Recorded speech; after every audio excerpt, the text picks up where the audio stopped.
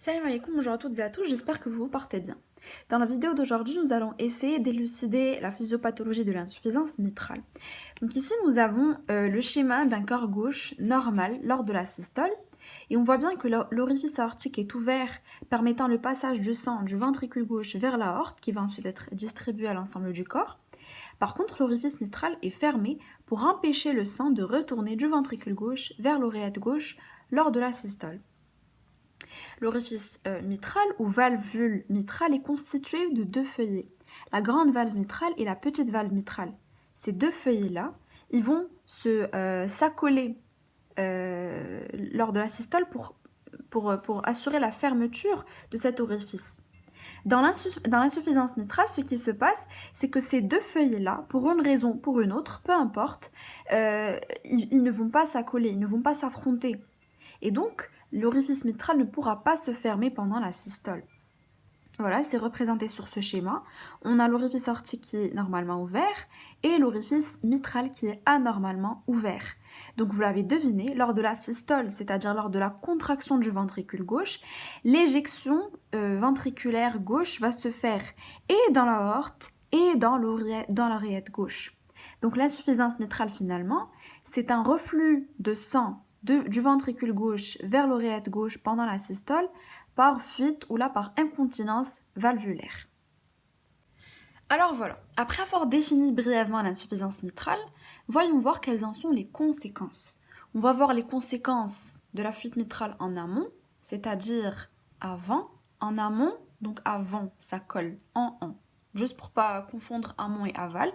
On va voir les conséquences de la fuite mitrale en amont, donc c'est tout ce qui concerne l'oreillette gauche et capillaire pulmonaire, et les conséquences en aval, c'est-à-dire après l'orifice mitral, donc le ventricule gauche. Commençons déjà par les conséquences en amont. Donc on a dit que l'insuffisance mitrale finalement c'est une fuite du sang, ou un reflux du sang du ventricule gauche vers l'oreillette gauche pendant la systole. À ce stade-là, il y a deux situations possibles. Soit que cette surcharge de volume survient brutalement, et donc l'oreillette n'a pas le temps de se dilater, c'est-à-dire qu'elle garde sa taille normale, la pression va augmenter au sein de cette oreillette. Parce que l'oreillette garde sa taille normale et elle reçoit un gros volume de sang. C'est normal que la pression augmente. La deuxième situation est la suivante. C'est quand le sang régurgite ou la reflue progressivement dans l'oreillette gauche. Et donc l'oreillette gauche a le temps de se dilater tranquillement. Donc une fois l'oreillette gauche dilatée, même si le volume de sang augmente, il y a suffisamment d'espace, donc la pression elle reste normale, voire légèrement modérée. Le premier cas, c'est l'insuffisance mitrale aiguë. Aiguë parce que ça survient brutalement. Et la deuxième situation correspond à l'insuffisance mitrale chronique, chronique parce que ça survient progressivement. Donc on a bien vu que dans l'insuffisance mitrale aiguë, l'oreillette gauche est peu compliante, c'est-à-dire qu'elle ne se laisse pas distendre, parce qu'elle n'a pas de temps, d'accord, c'est-à-dire qu'elle garde sa taille normale, d'où l'élévation importante des pressions, de la pression au sein de l'oreillette gauche. Et comme l'oreillette gauche reçoit les veines pulmonaires, si l'oreillette gauche est pleine de sang, pleine à craquer, elle ne pourra plus recevoir davantage de sang. Donc, même les vaisseaux pulmonaires, ils vont rester congestionnés, pleins de sang. Donc, la pression va augmenter au niveau des capillaires pulmonaires. Donc, c'est l'installation de l'HTP. Et ensuite, c'est l'OAP qui va survenir. Puisque dans l'HTP, quand la pression est très élevée au niveau des capillaires pulmonaires, on a besoin de décongestionner un peu ces vaisseaux. On a besoin d'alléger un peu cette pression-là. Et donc, une partie du plasma, quand on atteint un certain seuil, c'est-à-dire quand la pression capillaire atteint une certaine valeur, qu'on estime à 25 voire 28 mm de mercure, le plasma, on parle d'extravasation du plasma, c'est-à-dire que le plasma va quitter les vaisseaux et aller dans les alvéoles, d'où l'installation d'OAP. Donc on devine déjà que cliniquement, un patient qui a une insuffisance mitrale aiguë, il va présenter un tableau d'OAP. Il y a aussi un souffle holosystolique apico-axillaire. Holosystolique parce que l'orifice mitral reste ouvert pendant toute la systole.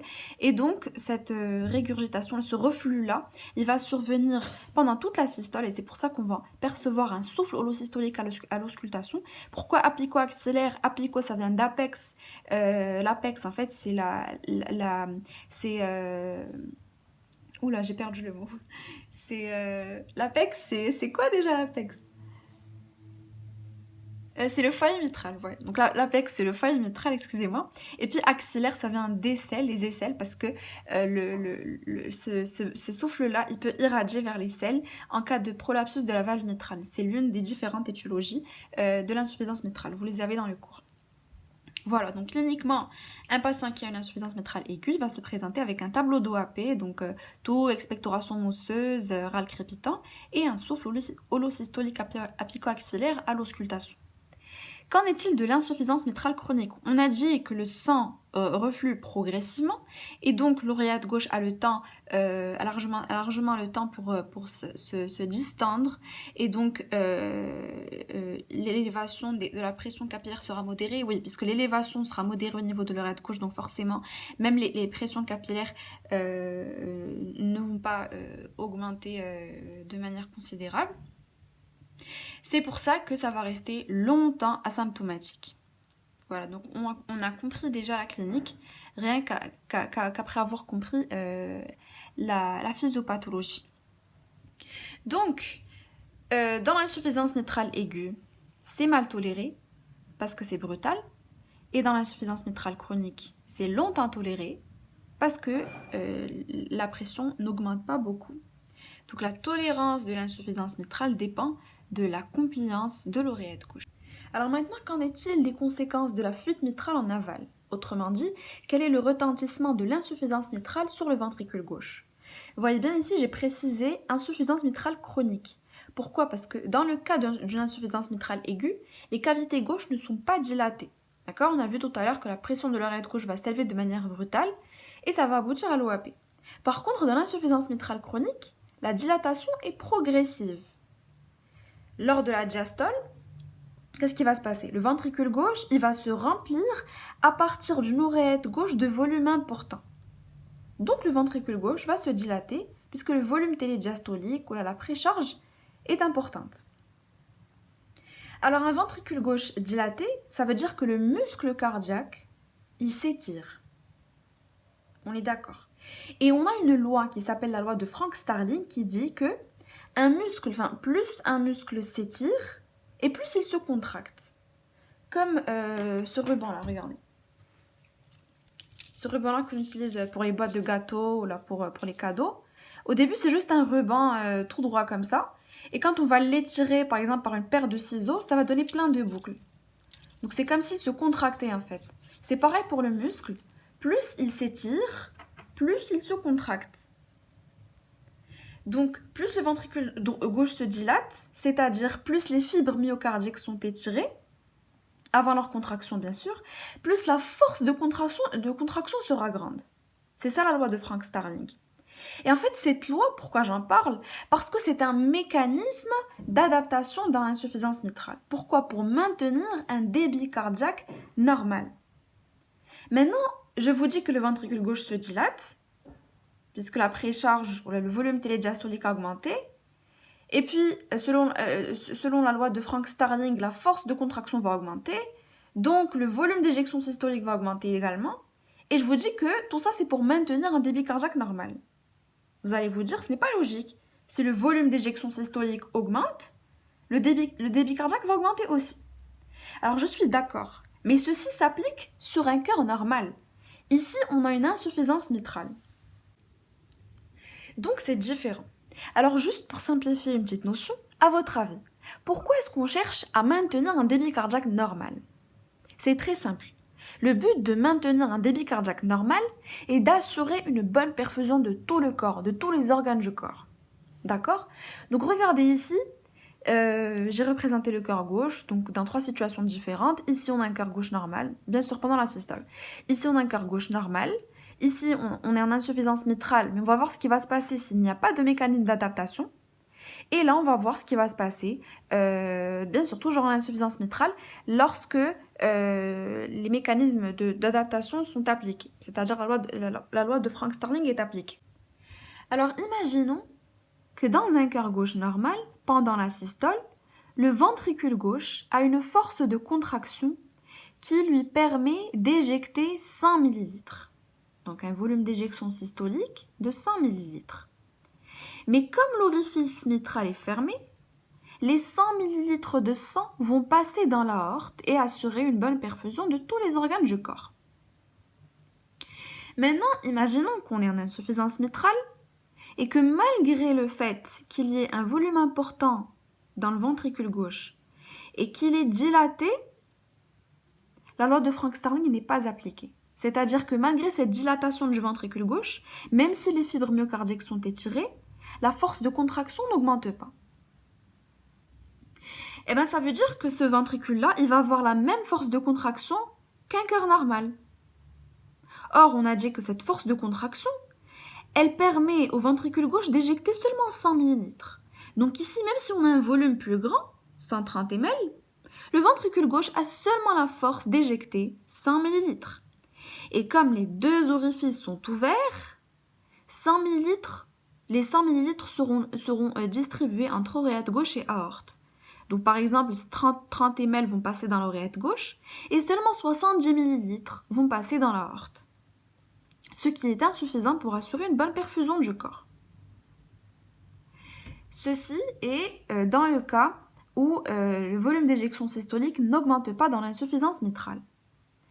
Ici, regardez, on est toujours en insuffisance mitrale, mais la loi de Frank-Starling est appliquée. C'est-à-dire que le ventricule gauche, du fait du volume important qu'il contient, il est dilaté, et donc les fibres myocardiques se sont étirées. Par conséquent, la force de contraction a augmenté. Et elle a augmenté de telle sorte à ce que le ventricule gauche soit capable d'éjecter 130 ml. Disons que 30 ml vont passer dans l'oreillette gauche et 100 ml vont passer dans l'aorte. Et c'est ce qu'on cherche pour assurer une bonne perfusion de tous les organes du corps, comme dans un cœur normal. Donc là, vous voyez qu'on a un volume d'éjection systolique plus élevé, mais que le débit cardiaque est normal, c'est-à-dire qu'on a réussi à perfuser tous les organes du corps correctement. Donc on a compris maintenant comment est-ce que, selon la loi de Frank-Starling, la dilatation du ventricule gauche permet le maintien du débit cardiaque. Puisque si ici on a vu que même si le ventricule gauche est dilaté et que la force de contraction n'augmente pas, le volume éjecté dans l'aorte sera insuffisant. Donc on sera en état d'hypoperfusion. Donc pour éjecter plus de sang dans l'aorte, il faut augmenter la force de contraction et c'est comme ça que la loi de Starling permet de maintenir le débit cardiaque. Et c'est ce qui explique en fait que l'insuffisance mitrale soit bien tolérée pendant très longtemps. Alors maintenant, on a vu qu'on va augmenter les forces de contraction.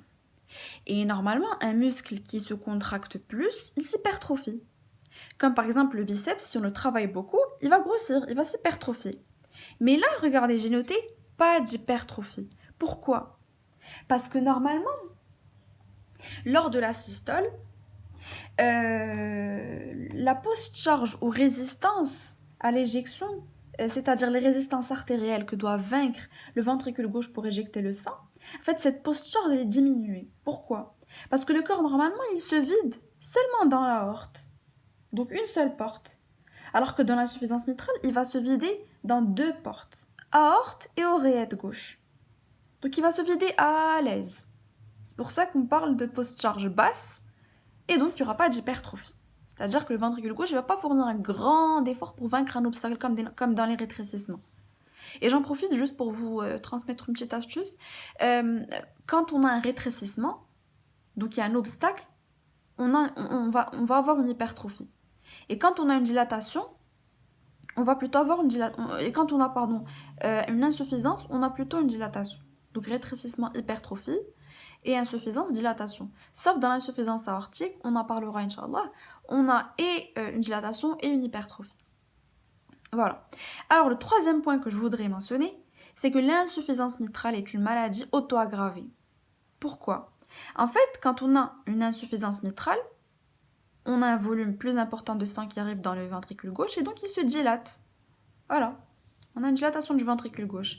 Mais comme le ventricule gauche se dilate, il va élargir cet orifice. Il va le dilater, l'orifice mitral. Donc le ventricule gauche va dilater l'anneau mitral. Et la dilatation de l'anneau mitral à son tour, elle va aggraver l'insuffisance mitrale. Et ainsi de suite. C'est un cercle vicieux. Donc on parle de maladie auto-aggravée ou maladie auto-entretenue. Enfin, si cette évolution se poursuit et qu'on ne traite pas cette insuffisance mitrale, le ventricule gauche, à force de se dilater, les mécanismes d'adaptation, c'est-à-dire la loi de Frank-Starling, elle va être dépassée. Donc on va avoir une altération de la fonction systolique du ventricule gauche. C'est-à-dire que ce ventricule gauche qui se dilate, à un moment il va se fatiguer. Et donc la force de contraction du ventricule gauche, elle va chuter. En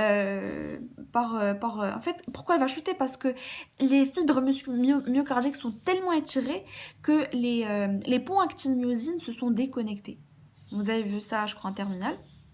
Mais bon, c'est juste un détail pour que vous compreniez ce qui se passe en profondeur. Donc voilà, à force de se dilater, le ventricule gauche va finalement perdre sa force de contraction, il va se fatiguer et il ne pourra plus assurer une bonne contraction. Donc on parle de ventricule gauche hypokinétique avec altération de la fonction systolique du ventricule gauche. Et bien entendu, quand on a une insuffisance ventriculaire gauche, il y aura forcément des symptômes qui vont apparaître, notamment la dyspnée, asthénie, palpitation. Pourquoi dyspnée? Parce que l'augmentation de la pression télédiastolique du ventricule gauche, c'est-à-dire la pression de remplissage du ventricule gauche, quand elle augmente au long cours, elle va être responsable d'une élévation de la pression capillaire pulmonaire. Ça va avoir un retentissement d'amont. Et ça va se traduire par une dyspnée. Pourquoi l'asthénie? Parce que dans l'insuffisance ventriculaire gauche, le ventricule gauche ne peut plus se contracter suffisamment, donc le débit cardiaque, il va diminuer. C'est pour ça que le patient va être fatigué, asthénique, et voilà. Donc pour récapituler, l'insuffisance mitrale entraîne un reflux de sang du ventricule gauche vers l'oreillette gauche lors de la systole par fuite ou par incontinence valvulaire, c'est-à-dire que l'orifice mitral ne se ferme pas complètement. En amont, il se peut que l'oreillette gauche reçoive cette surcharge de volume de manière brutale et donc elle n'aura pas le temps de se dilater, elle gardera sa taille normale, d'où l'élévation importante de la pression qui va finalement aboutir à l'OAP. Du fait de cette augmentation importante des pressions, l'insuffisance mitrale peut se compliquer de fibrillation auriculaire et de complications emboliques comme l'AVC et les embolies systémiques, comme nous l'avons précédemment expliqué dans le cours sur le rétrécissement mitral. L'insuffisance mitrale aiguë peut également se compliquer de décès si on ne traite pas, d'où la gravité de cette insuffisance mitrale aiguë. Ici par contre, la régurgitation mitrale se fait progressivement, donc l'oreillette gauche a le temps de se dilater tranquillement, c'est pour ça qu'elle restera longtemps asymptomatique. En aval par contre, le ventricule gauche va se dilater, mais sans hypertrophie, souvenez-vous. Il va y avoir une dilatation avec hyperkinésie ventriculaire gauche compensatrice, c'est-à-dire cette fameuse loi de Starling qui, par la dilatation et par l'augmentation de la force de contraction, ou hyperkinésie, va permettre le maintien du débit cardiaque. Souvenez-vous, pas d'hypertrophie, car malgré l'augmentation de la force de contraction, la post-charge est basse. L'insuffisance mitrale est une maladie auto-aggravée qui va à la longue évoluer vers l'insuffisance ventriculaire gauche, car le ventricule gauche très dilaté va se fatiguer et la loi de Starling, qui est un mécanisme d'adaptation, sera dépassée. Donc, ça va évoluer vers l'insuffisance ventriculaire gauche avec, bien entendu, l'apparition de symptômes en rapport. Donc, l'insuffisance mitrale peut également se compliquer d'insuffisance cardiaque gauche, puis d'insuffisance cardiaque globale, parce que l'insuffisance cardiaque gauche va retentir sur le cœur droit. Et enfin, la fameuse complication de toutes les valvulopathies, l'endocardite bactérienne. Donc, j'espère que vous avez bien compris le cours ou la physiopathologie de l'insuffisance mitrale. J'espère vous retrouver très bientôt et je vous souhaite très bon courage.